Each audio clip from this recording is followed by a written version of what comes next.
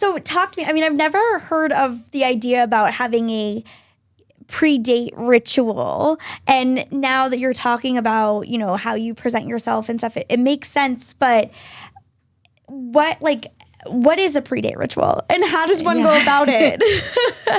Yeah, so it's something where, because so often like we're rushing from work, or we're like worked out and we showered and then we're like, oh my God, I need to get like across the city, or like I need to drive here and go on this date. And very often it can get like just become this kind of just draining, annoying thing that you like should be doing. It's not exciting. Yeah. It's not like I'm excited to meet this person to get to know them. It's just like, okay, I know I need to do this, right?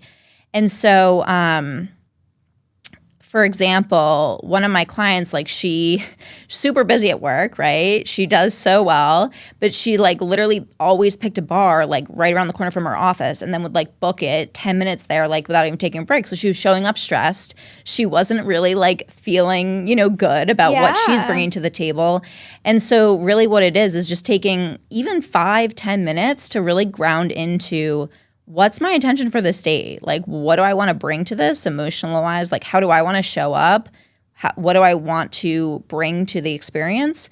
What's my intention? And like, even if it's something really, really small, like I'm just going to focus on one thing I can appreciate from this instead of focusing on all the things that could go wrong.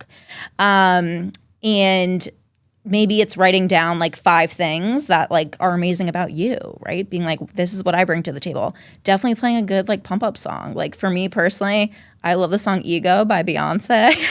So I would like play that. Like if I was in the city walking up to a bar or whatever, I'd like play that in my headphones, or driving up, I'd like play it.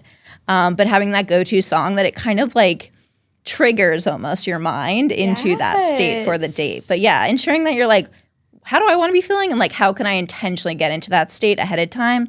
And as you go through the date, having checkpoints where it's like, it can be easy to get swept up into someone else's energy. That's something I hear a lot with clients too, is like they're swept up and then they're not really grounded in like, what do I want? Like kind of what you mentioned at the beginning. And so having checkpoints where it's like, whoa, I'm starting to feel stressed, or I'm starting to feel like anxious about if this person likes me. How can I ground back into like what I want to be feeling? Maybe you like take a sip of water or your drink, or like run to the restroom or whatever it may be. And that really ensures that you walk away from that experience and you're feeling how you want to be feeling versus like getting swept up into it. That's a really good tip. I never thought about that. But yeah.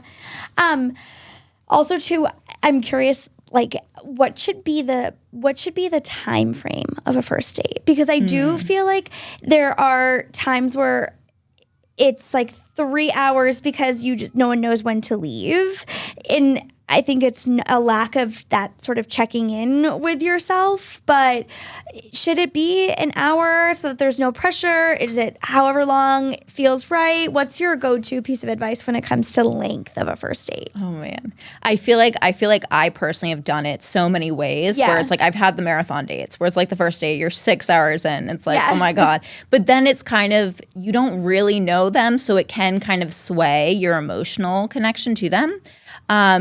But I feel as though now, right, like implementing everything, that it's always good to like leave someone wanting more, and to let them know that like you have stuff going on, you have stuff to do, because everyone wants someone who's like in demand, right? It's just like human psychology, right? Like we want someone who's like has stuff going on, like yes, of course.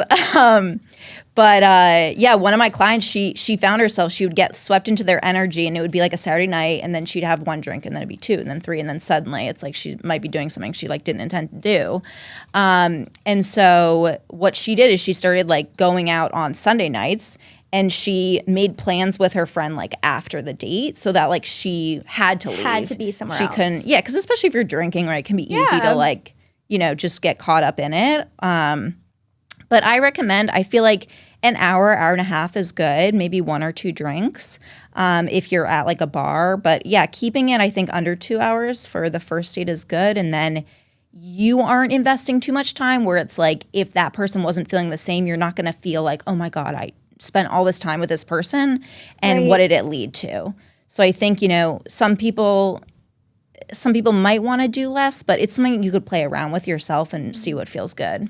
But I think too, like committing to that smaller window is helpful if you are having those feelings, which you were talking about, where this is like an obligation. It's like makes it that much harder to leave the house and to go when you are like, oh, like I committed to this, so I have to be here. I'm now not sure how I feel. Okay, I'm not going to be there any longer than 90 minutes. It's going to be worth it. It can kind of be that one thing that helps get you through it if you're feeling a little anxious or feeling a little unsure prior to going, because I think it's like that, not knowing what you're going to walk into and what to expect, that gives you that little bit of anxiety before you go on a date. To begin with. I heard something. I forget what podcast it was on, but I heard something where it was like, if your mind associates a date with being like 3 hours long, it's more of that doomsday. Like you're already anticipating, oh my God, like, this is going to be a draining experience. And especially too, if like you're more introverted or extroverted, it kind of depends too on that frame. But yeah, like priming your mind to be like, okay, this date is going to be 90 minutes max. Yeah.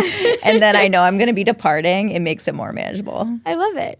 And I love that you also brought up that one client too, because I do think it's so important to at least take some sort of beat. It can be 10, 15 minutes, but to go from the office right to the date, it's like you're still in work mode. Mm-hmm. You had to get ready at 7 a.m. when you left the house for work. So you're not feeling your best, and you're kind of like your brain's still half in your, like what your inbox has going on, having that little bit of just a breather, a little bit of room in between is a really smart idea. And now you can use that 10, 15 minutes to do your pre-date ritual, which I love. Yes. I love.